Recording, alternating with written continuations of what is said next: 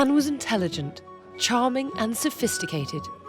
She'd learnt elegant manners and the latest fashions in the glittering courts of the Archduchess of Austria and the Queen of France. Once Henry noticed her, he became absolutely obsessed. In a bid to make her his mistress, Henry started to send Anne secret love letters. These are copies of Henry's letters to Anne. The originals are in the Vatican, but they tell you the depth of infatuation that Henry felt for Anne. So in this one, he says he's stricken with the dart of love.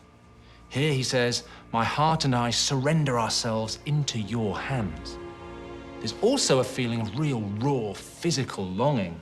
So here Henry says he dreams of being in my sweetheart's arms, whose pretty duckies I trust shortly to kiss. Now, duckies is Henry's affectionate term for Anne's breasts. The feeling you get from all of these letters, though, is of Henry begging Anne constantly to become his mistress. Here he says, if she'll do that, he will cast off all others besides you out of my thoughts and affections and serve you only. That's quite an offer.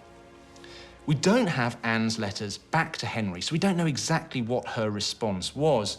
But from the way Henry's begging and begging, it doesn't feel like she's desperate to fall into the royal bed. But why? After all, Henry was the ultimate catch.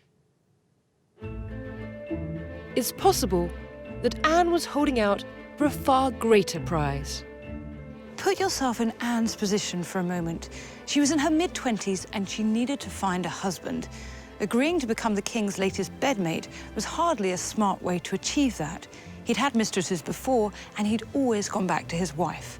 No woman had ever gone from being mistress to being Queen of England. In fact, Anne knew a lot about Henry's mistresses. The latest had been her own sister, Mary. Anne knew that the position brought no status and an uncertain future. Is it any wonder she held back?